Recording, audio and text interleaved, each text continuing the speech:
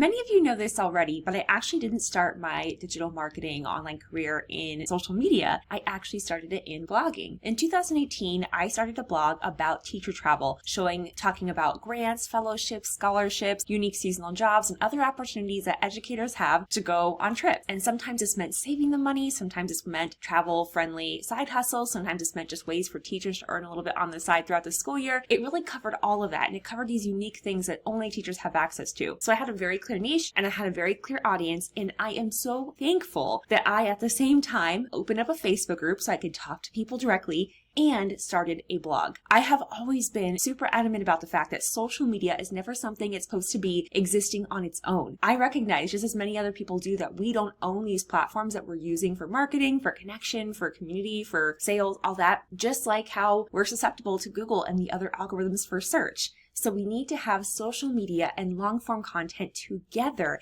And what's really great is having a blog can be the foundation for your entire digital marketing, content marketing strategy. And you can use it to build the foundation for and even repurpose content for your social media posts. So it really is great to have a website. It also ends up being your home on the web. So let this be the episode that if you've been wondering whether or not it's worth it to have a blog as a TPT seller, as an Etsy seller, as someone who's selling digital products online, let me be the first to tell you yes. But I know that that's not enough. So throughout this episode, I'm going to share all of the reasons why I think every single seller should have a blog. Whether you are just selling on Teachers Pay Teachers, you also have a Shopify store, you're diversifying to other sites like Made by Teachers and Classful, you're on Etsy as well, or maybe you also have a line of courses or you have some services you're offering. I'm going to make the argument that you need to not only have a website, so a home for all of your stuff online, but that specifically you want to have some ideally weekly content that is continually going to be refreshed and released. So here we go. Let's get into the episode. Hi, by the way, and welcome back to the Social Media Magic Podcast. My name is Brittany. I'm a content strategist, social media manager, total marketing nerd, and of course, I'm the host of this show. And I'm glad you're here because I am really passionate about blogging. And it is my hope, especially with this whole series that we're doing about blogging, that I can show you that short form content like social media, maybe you could even throw Pinterest in there, Threads. What is Threads? Threads is kind of this new thing. And long form content like blogging, podcasts, and having a YouTube channel really are meant to go together. And when we think about an overall content marketing funnel, you really only need a few things. You need a way to get discovered and found. You need a way to nurture the people who are already interested in hearing more from you. And you need a way to sell your offers. And ideally, a way to be able to keep contacting them and nurturing them so that they come back and repeat the process and buy over and over again. And even more ideally than that, you want to have a way for them to make referrals, for them to tell other people about you, and for them to buy again. So you have these loyal fans, these loyal customers who love your stuff and maybe who are even interested in you as a person, which allows you to do more things later and start doing some income stacking. But I'm going to talk more about that in the future. Today, I really want to focus on the why for having a blog. So what I just described to you was the overall traditional, and when I say traditional, I say in quotes because digital marketing is still really new. It's only about 20 to 30 years old. But that's the traditional content marketing funnel. You have a way to get discovered. That's top of the funnel is what we usually say. You have a way to nurture your audience. That's middle of funnel. And then you have where you're actually making the sale. Now, when you're selling on a marketplace like Amazon, Etsy, Teachers Pay Teachers, you already have the benefit of some of those funnel elements being right there on the product listing and then within the overall marketplace. They're bringing you the traffic, so you already have a way to get discovered and found. If they favorite your store or decide to buy from you again, maybe they add your products to their list for future, then you have a possibility of them buying from you again, but it gets a little hard to communicate with them directly, especially since platforms like Etsy and Teachers Pay Teachers don't just hand over the customer's email address to you. So you need to get creative when it comes to ways to talking with them directly. And when you're able to talk to them more directly, that enables you to be able to launch other things and sell to them in the future. This is why those companies want to keep those email addresses for themselves, because they benefit when people buy from everybody on the platform, right? Whether it's your store or not. We don't want to just give them money though. We want to make sure that we're building our own community and that we're talking to our people directly. And if we can get to the point, maybe in the future, where we have them completely bypass the marketplace, come and find us directly on our own marketplace or in our own traffic and buy from our own shops directly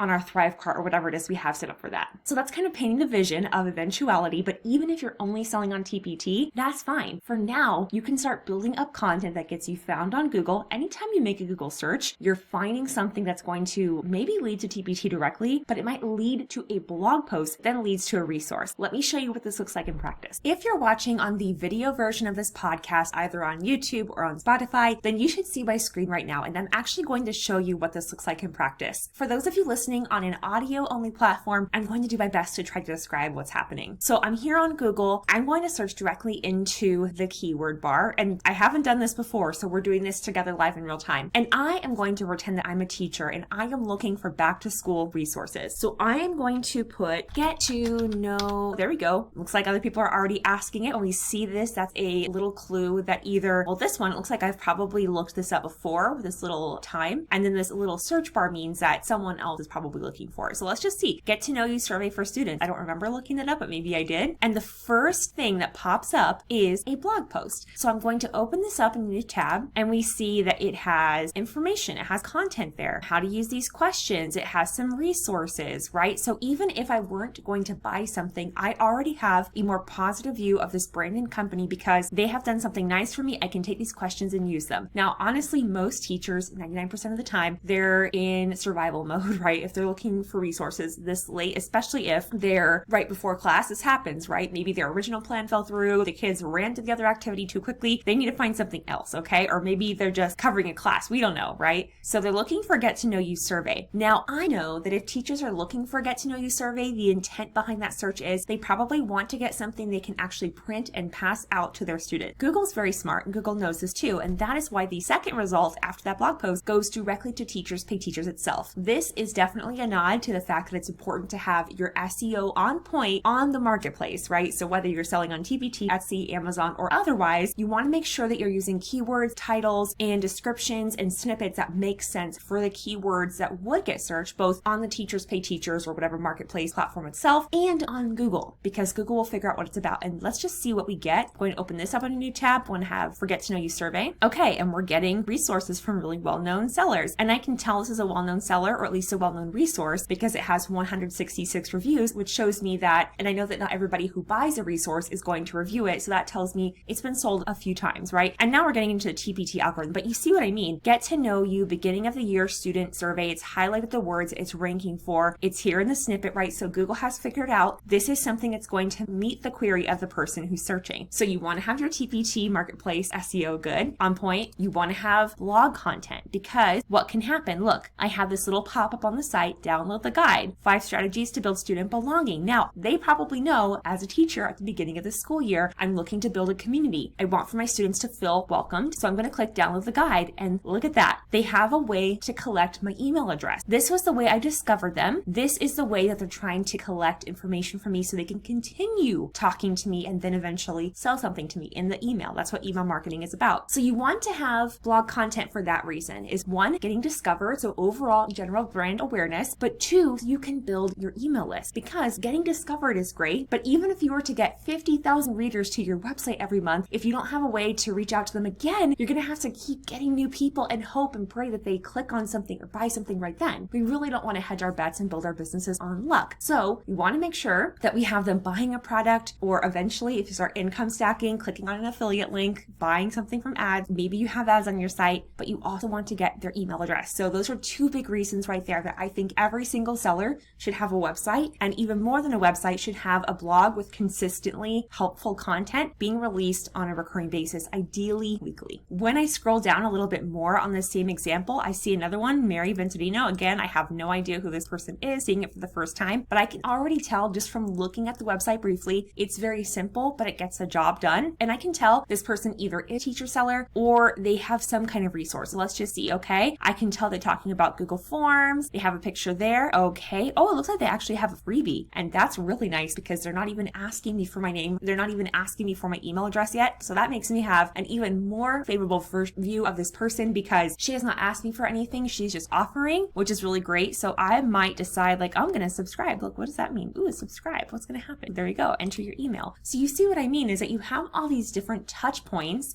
And we often don't think about it as people who are using or browsing or searching the internet because these are things we do just so inherently all day. I mean, Google it has become something that's just ubiquitous in our culture, but it's something that when we start thinking about it, we can really see how our customer is on an entire journey with us. And we're going to talk more about the customer journey in a future episode. But it is my hope by the end of this episode, this video, that you really are convinced that you should have a blog and a website. If nothing else, you should definitely have a website just because it's one of the only only few assets in business that you own, and it can house everything for SEO purposes, even if you don't end up selling on your website. But having a blog, having that frequently updated fresh content is what's really going to show Google that you know your stuff. And note that I'm saying fresh content. There is a lot of debate about this in the SEO, search engine optimization, blogger, website community, but I do believe that Google, just based on what I've seen, not just believe, but based on what I've seen, the data, the results, when you have frequently updated content, when you're showing them that not only are you spending time and energy researching your topic, but creating original, fresh, helpful content about it, that is one, going to help your website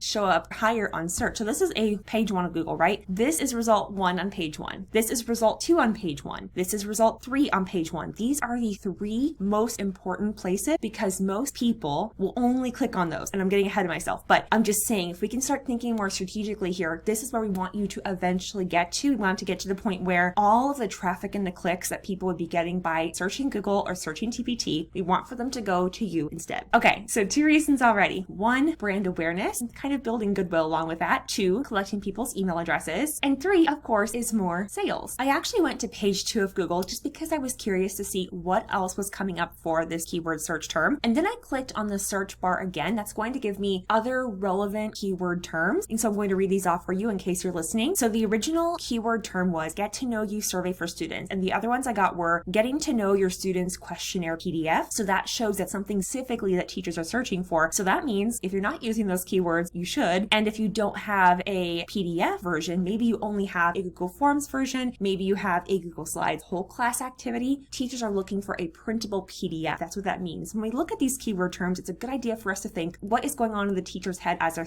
looking for this. Some other searches are fun questions to ask students with answers, getting to know your students questionnaire PDF free. So that person is looking for something they don't have to pay for. Good to know. You wouldn't make money there, but that could be a way to get email addresses for the future. Questions to ask students about their learning, get to know you questions for students worksheet, 6 questions to ask students. Now I will say the content for this blog post, 6 questions to ask students, is going to be different than this one. But you see how now if you have multiple blog posts on your website that answer these different questions and terms, Google's going to figure out, okay, that's what this website is talking about. I'm going to make sure that anytime someone searches student surveys, they end up on her site. What we're really doing is playing the long game here because yes, you could have a series of videos go viral on TikTok or Instagram where you have these really cute surveys and you show them off. And I do think you should do that, right? These things work together, but you do also want to have blog posts so that you get the lion's share of the traffic and the search coming towards you. So you have the brand awareness, you have growing your email list, and then you also have getting more sales. Let me show you how that works. I'm going to do another search now, back to school bulletin board ideas. And usually when they say ideas, they're not quite ready to buy yet because they want to get an idea of what they like, right? So they're still searching, but just look at all this content that's coming up, right? And if that person had not created the content, they wouldn't have it. They wouldn't be one step closer. So I'm going to look and see, is there one that's ready made, maybe from a bigger company like Lakeshore Learning that I want, or am I going to go and find one that I really like on someone's website? So that's interesting. Kirsten's Caboodle. Let's see what that website's about. Okay, so it looks like it's a very professional website. I don't know Kirsten,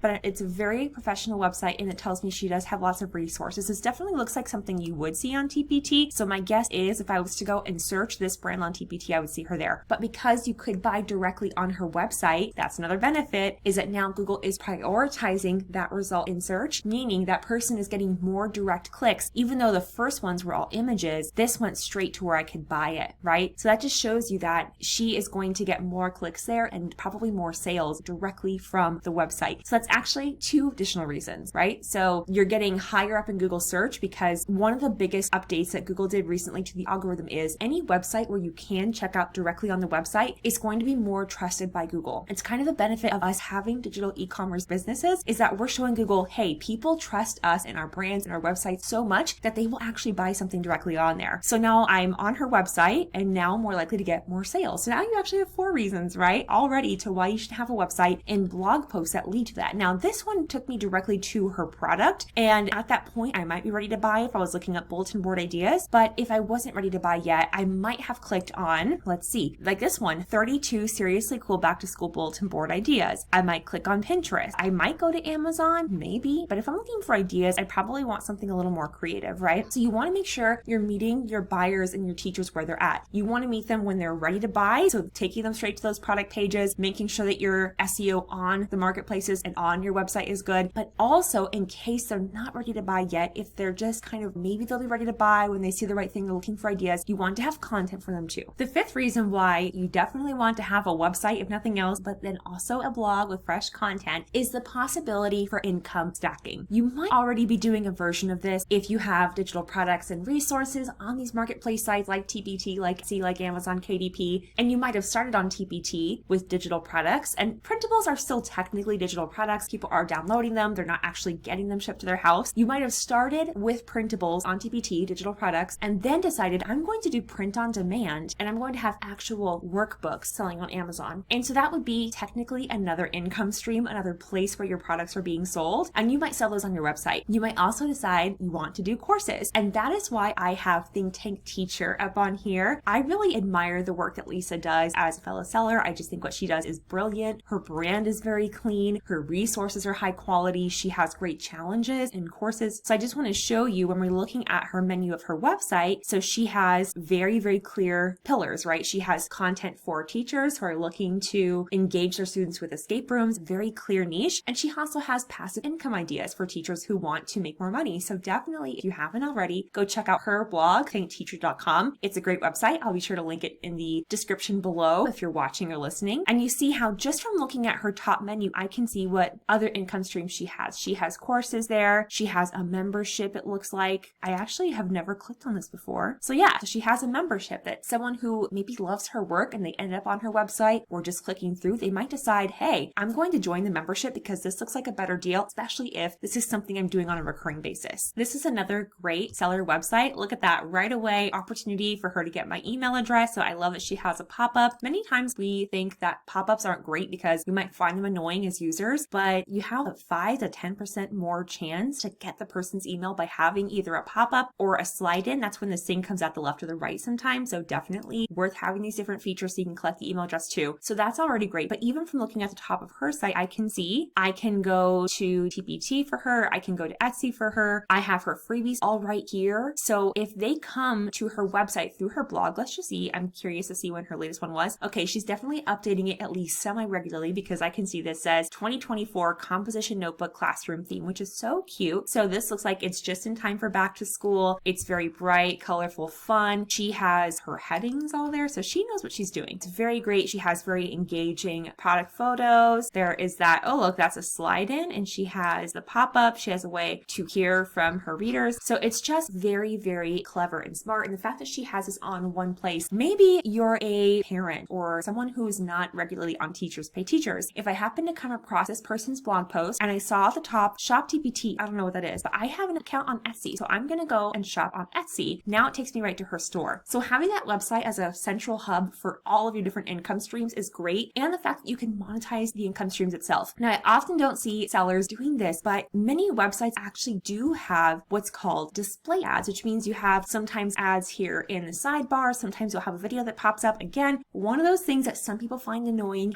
However, it can bring a lot of extra revenue to you and your business. It could be an extra $1, $2, $3, even $5,000 to $10,000 a month. Once you get to an ad network like Mediavine or Raptive, depending on how many people are coming to your website every month. But that's where the income stacking really starts happening, right? It's taking these assets that you've made for something. So say you've made the website to drive traffic to your TPT store, to your Etsy shop, to now monetizing the actual channel itself. That's where things get really exciting. So that's probably something to think about in the near future if you're just deciding whether or not a website or a blog is worth it for you. But I do really want you to have that vision because a website is so much more than just a place to go to. It really is your online home. If you think about real estate, it's really this plot of land that you're building, and you can really make it as great as you want to. Just like how in a regular house, you might decide to rent out a room for people to come stay the night on Airbnb, or you might decide to turn that house into a hotel and you have multiple houses, right? The asset itself can become the product in a sense, or at least one of the products. So I hope you're with me. I hope you can see that there are so many reasons to have a website and a blog. Let's go ahead and recap them now. I am so passionate about blogging and content in general that I accidentally went on a few rabbit holes and tangents there. So I'm going to recap why I think every single seller should have a blog. So reason one is brand awareness. This means literally getting your name out there, whether that's your name, my name, Brittany Verlenich, is all over the internet. That is my personal brand, but you might decide to stick with your store brand. Just like how I showed you the website by Kindergarten Corner. That is a brand that people will come to know, like, and trust. So when there's a website and maybe also an Instagram account with that page, or maybe an Instagram account as well as an Etsy store, you can start to to see that brand becomes a lot more trustworthy because it has a bigger digital footprint. I mean, think about it for a second. You might think it's a bit weird if there was a brand or company you really liked and they didn't have a website or any other kind of content online. It might make you pause, right? So it just helps to build that trust, and it helps you build goodwill, because when you put out good quality, helpful content, you're helping people for free. You are giving away things that are helpful before you even ask them for money. That makes it mentally easier for you to do marketing and sales, but it also makes it easier for them to build a positive parasocial relationship with you. Reason number 2, having a blog helps you grow your email list. You already saw some examples about this earlier on in the video. You could have pop-ups on your website. You can have sliders. You can have a way for them to follow an RSS blog feed, like we saw on one of the sites earlier. And when you have someone's email address, you can use email marketing or weekly newsletter or even future product sales campaigns. You could even set up automations in the future so that you can market and sell to them in the future. Because remember, you need those 3 phases. You need a way to get discovered, you need a way to keep in touch with them, and you need a way to sell to them. So when you get discovered with your blog post, you can either make the sale right away because maybe that link takes them directly to TPT, or if they're not ready to buy yet, they get on your email list, and then maybe you make an automated sale using a funnel, or by building a relationship with them over time via email, they'll buy from you in the future. Now, I know that's hard because many of us are like, oh, my time is so limited. Why should I build a website right now for future sales when I need to make money right now? But I'm going to say something a little bit different than other people. Many people will say, focus on one thing and just do one thing. And yes, there is definitely a lot of wisdom in that. However, in today's world, look at what people are saying and actually doing. I mean, most people are not on one channel. Most businesses are not on one channel. Now, yes, you do have to be aware of the resources you have in the season that you're in. You may not be able to do as much or work as often as you are in another season, and it's hard to compare yourself. But I do think we have to be really honest that today the game is having a multi-channel business. I just don't think that if you want longevity, now if you just want a hobby hustle store, that's totally fine. There's nothing against that. But if you want this to grow into a proper business that can hire people, I really do think you need to have at least a website, but then on top of that, having that recurring fresh content. It's going to get you other opportunities in the future, which we'll talk about in a second. Reason number 3 is that having a blog or a website can actually help you show up higher in search. As you saw with Kirsten's caboodle earlier, that took me directly to the product listing she had on her website. Now, you don't have to host your resources right there on your website. You really don't. I know many successful sellers who have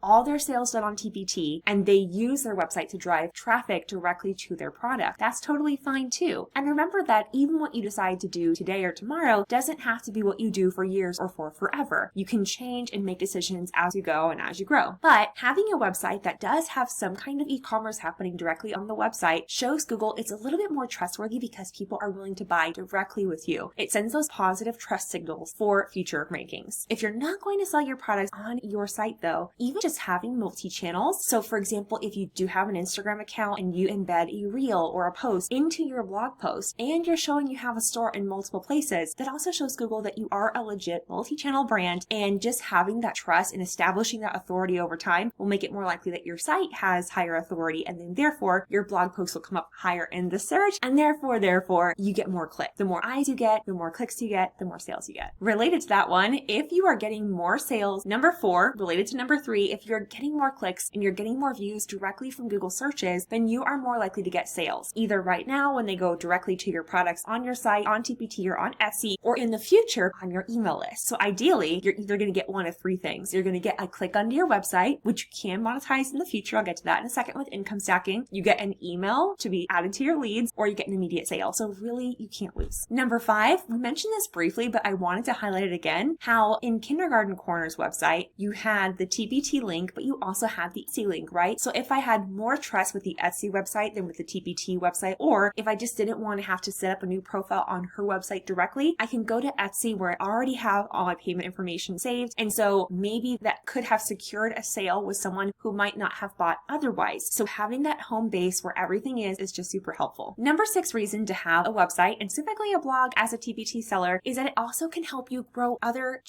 platforms and channels. For example, say you have a YouTube channel, I do, and I'm looking to grow it, I am, and I want to monetize it with ads. To do that, I have to increase my watch time, which means the amount of time people spend watching my videos, and I have to have a certain amount of subscribers. If you embed your YouTube videos into your blog post, it's going to show Google, wow, this person has a lot of content, a lot of expertise, many ideas related to X topic. Therefore, I can tell they're an authority, and anytime someone searches this topic cluster, I'm going to send them to this person. Now, I'm not saying Google's actively thinking about you, but this is just to help you kind of understand the why and the overall strategy of it. Having multi-channels is so good for you in the long run. It really is. Number 6, related to that, instead of just growing other long-form channels like a podcast or a YouTube channel, it can also help you do the same on social media. I know someone out there is thinking, well, why would I care about using a blog post to grow my social media channels if I already have them right there on my blog post? Well, the thing is, we want multiple touch points. There are so many statistics that get quoted that say something like someone needs an average of 25 touch points. That means like this video would be considered a touch point with you, that you need to be exposed to somebody or something 25 times. But this was several years ago. They said 25 times before they make a decision. But now I'm sure it's many more, because think about how many ads we're seeing every day, how inundated we are with content and marketing messages. I'm sure that number is way higher now, but I wouldn't even say it's completely true. That's why it's an average, because if you see really good, compelling copy that's really pointed and targeted towards you, you might buy right away. It really depends on your personality as the person doing it, and then also on the skill of the person making the ad or making the content. But having a blog post really can grow your other channels. For example, if you have a reel embedded into your blog post and that person who's reading says, oh, they're on Instagram, great. Since it's embedded right there, they might just click follow, and if they're already signed in, boom, now they're following you on Instagram. And while that might not seem advantageous now, if you build your Instagram account, something else you can monetize in the future with the method I call income stacking, which I'm going to get to in a future video because I'm really chomping at the bit to talk to you about it. Number 7, income stacking. I briefly mentioned it. So income stacking is just the idea of you started something for one reason, but then you tack on other ways to make money on the back of it. It's kind of hard to explain without showing you a more concrete example, but I think YouTube is the best version of this. You might start a YouTube channel so that you can drive traffic to your products on a marketplace like TPT or Etsy. However, you end up having a lot of success with your YouTube channel, so then you monetize YouTube for ads, and now you're making money from YouTube itself, even though you originally started the YouTube channel so that you could sell more products. Does that make sense? So you started it for this reason, but then you found another way to make money. For a website, how this looks is you might decide that you want to be an affiliate for certain companies, and that when they buy something through your link or when they use your referral code, you earn a small commission. So now this website/blog that you had that was there to sell your resources is also bringing in its own separate revenue stream. And then eventually, when you get even more traffic, more people coming to your website, you can join an ad network like Mediavine or Raptive and get ads on your site and make money that way. So now this website that might have been costing you $200 to $500 a year for your domain, for your hosting, your theme, whatever, is now earning you $60,000 a year on its own. And yes, it's very possible. I have multiple blogger friends who are doing that and more. And then finally, I haven't mentioned this yet, but media opportunities. So the more quality content that you put out, the more that you establish yourself out there online as a professional, as an expert in your field, the more likely you are to be approached by the media. That might be big media outlets like CNN, Forbes, Entrepreneur, or it could be smaller local outlets, or maybe even niche podcasts and other big creators. And they want to have you on their podcast. They want to have you emailed to their list. They want to have you write for their blogs. It gets you more exposure. It builds your authority.